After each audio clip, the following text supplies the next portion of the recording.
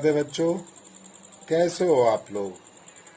आज के class 10th physics के इस वीडियो में हम लोग लेंस के लिए आवर्धन यानी रेखीय आवर्धन के बारे में तथा लेंस की क्षमता के बारे में पढ़ेंगे।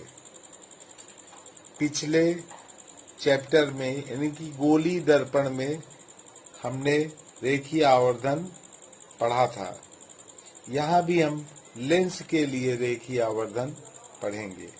आइए देखते हैं।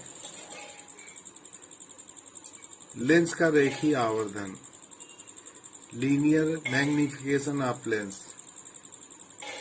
अब ये रेखीय आवर्धन जैसे हमने बताया था गोली दर्पण के लिए कि प्रतिबिंब की लंबाई और वस्तु की लंबाई के अनुपात को रेखीय आवर्धन कहते हैं।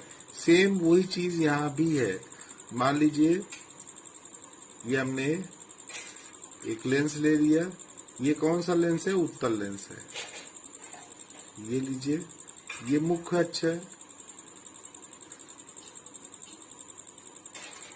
और अगर यहाँ पर कोई वस्तु रखी है, मान लीजिए ए बी वस्तु है, तो वस्तु ए बिंदु ए से एक किरण मुख्य अक्ष के समांतर जाती है। जो समांतर जाएगी अपवर्तन के पश्चात द्वितीय फोकस से होकर निकल जाएगी। ये किरण हो गई।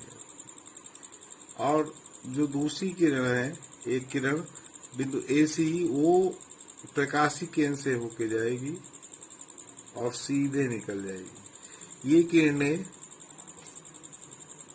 एक दूसरे को जिस बिंदु पर काटती हैं वहां पर हमने लंब डाल दिया, ये तो ये वस्तु की लंबाई हो जाएगी। मान लीजिए अब यहाँ हमने दिखा दिया F2, ये आपका वस्तु की लंबाई हमने दिखा दिया B1 A1, ये दिखा दिया हमने। ये अपवर्तन के पश्चात बिंदु A1 पर मिलती है। यहीं से हमने बिंदु जो A1 है यहीं से मुख्य अक्ष पर लंब हमने डाल दिया। तो A1 B1 ये प्रतिबिंब किसका प्रतिबिंब होगा? वस्तु AB का प्रतिबिंब होगा। अब हमने बताया आवर्धन को किससे लिखते हैं? यम से लिखते हैं। तो यम इज इक्वल टू प्रतिबिंब की लंबाई बटे वस्तु की लंबाई। तो यहाँ लिख देंगे I/O। एक चीज यहाँ और समझ लें, देखिए यहाँ लिख सकते हैं रेखीय आवर्धन।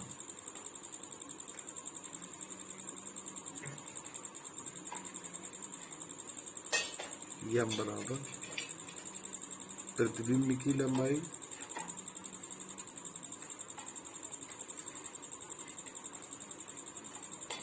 बटे वस्तु की लंबाई।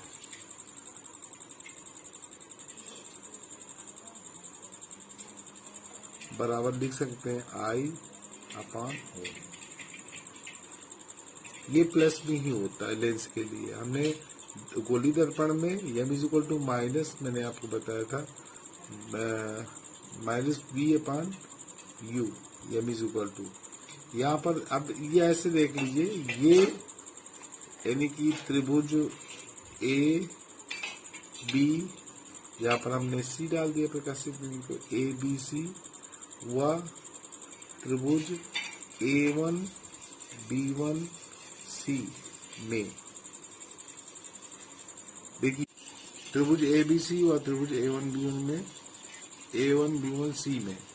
अब देखिए ये कोण 90 डिग्री का है, ये कोण 90 डिग्री का है और ये दोनों कोण, ये कोण आपका ACB और यहाँ पर A1CB1।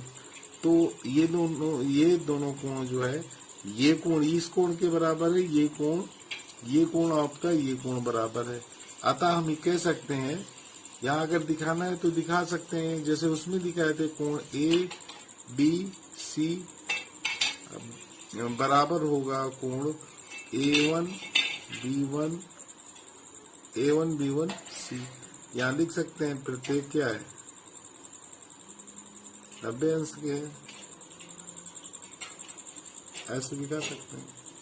और कोण AC ACB बराबर कोण होगा आपका A1C B1 के बराबर होगा। इसलिए ये दोनों त्रिभुज समकोणिक होंगे।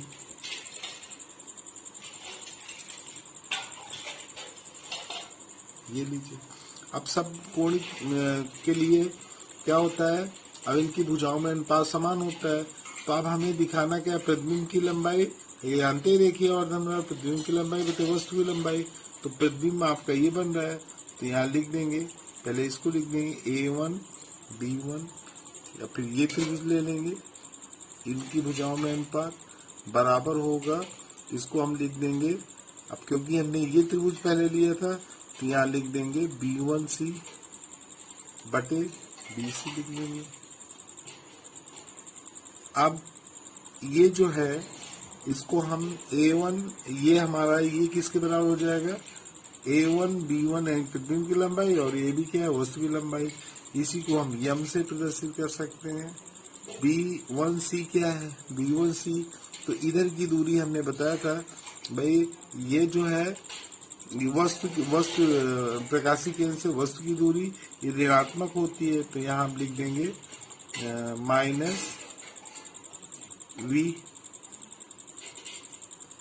माइनस U, और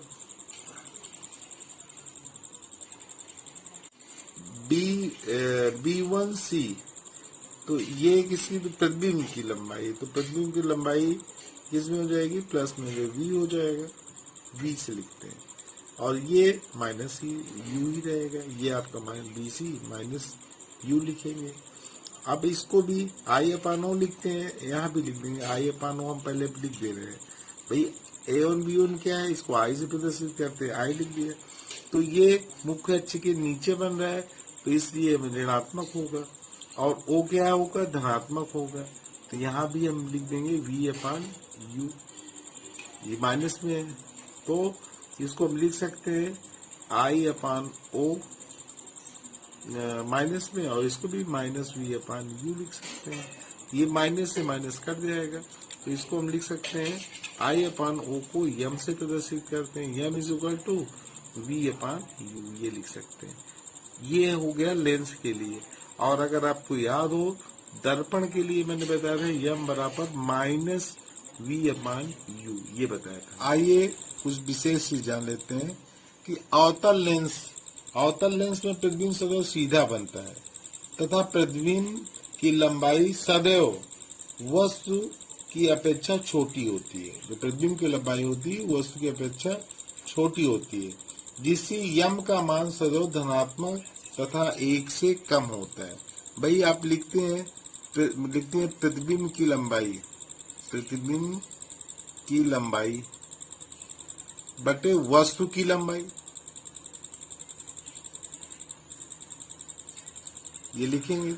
तो प्रतिबिंब की लंबाई बटे वस्तु की लंबाई, तो अगर प्रतिबिंब छोटा बनता है, तो इसका मतलब मान लीजिए ऐसे देख लीजिए, मान लीजिए प्रतिबिंब की लंबाई जो है वो हमने दिखा दिया 6 सेंटीमीटर, और वस्तु की लंबाई मान लीजिए हमने दिखा दिया 8 सेंटीमीटर।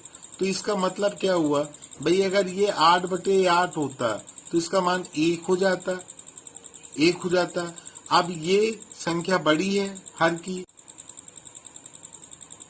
तो इसका मतलब क्या हुआ, 6/8 लिखा है, इसका मतलब है 1 से कम होगा। तो अवतल लेंस के लिए जो रेखीय आवर्धन होता है उसका मान 1 से कम होता है।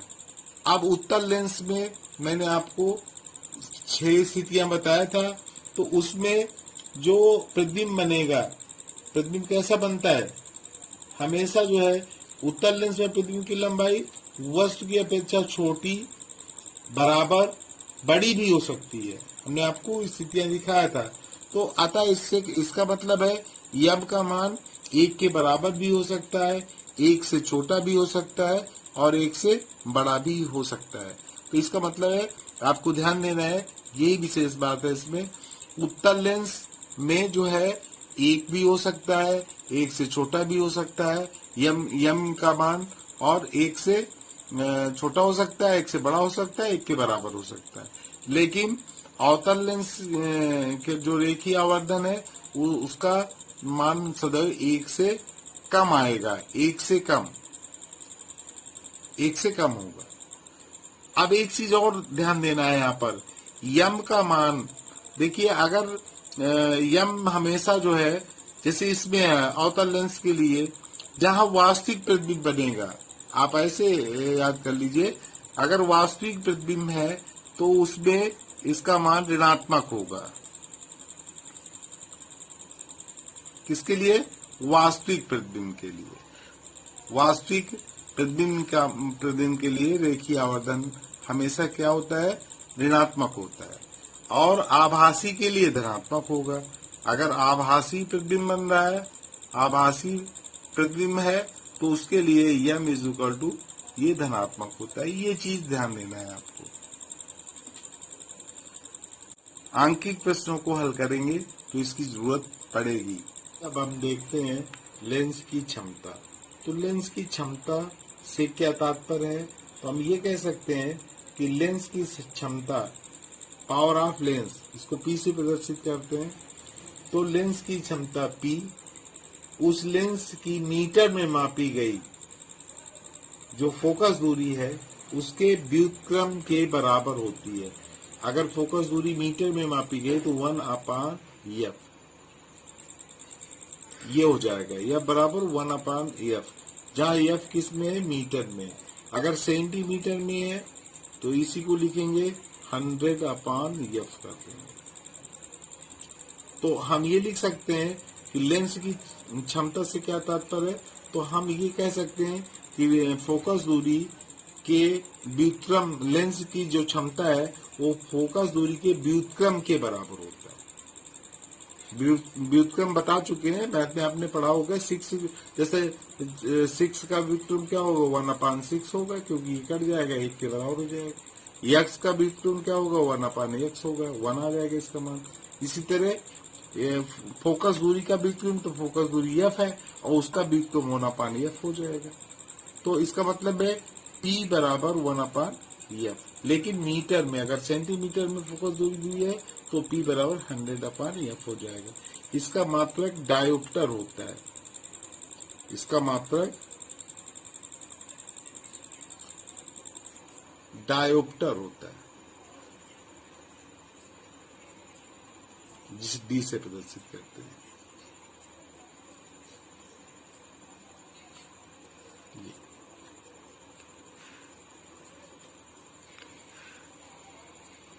लेंस की क्षमता के सूत्र से रिलेटेड एक सवाल देखते हैं। 2 मीटर फोकस दूरी वाले अवतल लेंस की क्षमता क्या होगी? अब देखिए, इसमें इन्होंने दिया है तो हम जानते हैं, हमने आपको बताया था P = 1/f। अगर फोकस दूरी मीटर में है तो अब ये 2 मीटर का ही रहा, तो P बराबर 1/, यहाँ 2 लिख देंगे। तो इसका मतलब है इसकी फोकस दूरी कितना हो? 0.5 डायोप्टर, ये लिख देंगे, ये हो जाएगा। एक सवाल कभी कभी ऐसे पूछता है, दूसरी सवाल हम लिख लेते हैं। इसमें दिया किसी लेंस की क्षमता, किसी लेंस की क्षमता दे दिया इन्होंने। इसकी लेंस की क्षमता -5 डायोप्टर है, -5 डायोप्टर है। तो कह रहा है इसकी फोकस दूरी कितनी है? इसकी फोकस दूरी ज्ञात कीजिए। अब इसकी फोकस दूरी आपको निकालना है और ये भी बताना है कि ये लेंस किस प्रकार का है। यह लेंस किस प्रकार का है?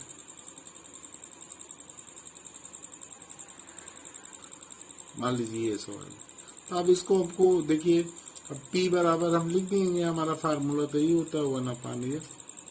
अब इसने दिए है तो P का मान दिया इन्होंने, कितना दिया है? -5 = 1/f। तो f = क्या हो जाएगा? f = निकालेंगे तो तो 1/-, यहाँ माइनस लगा देंगे, 5 पे ऐसे लिख देंगे, तो कितना हो जाएगा 0.2, ये माइनस में आएगा, और ये हम लिख देंगे मीटर। तो 0. हम अगर सेंटीमीटर लिख दे 100 से गुणा कर दें तो 20 सेंटीमीटर आ जाएगा, -20 सेंटीमीटर। अब माइनस ये बता रहा है, यानी कि फोकस दूरी उसकी कितनी है, 20 सेंटीमीटर है, और माइनस ये बता रहा है कि कैसा लेंस है, अवतल लेंस है। भाई यहाँ इसकी फोकस दूरी जो है वो ऋणात्मक आ रही है, तो इसका मतलब ये अवतल लेंस होगा। राधे राधे बच्चों, आज के लिए सिर्फ इतना ही। आप अगले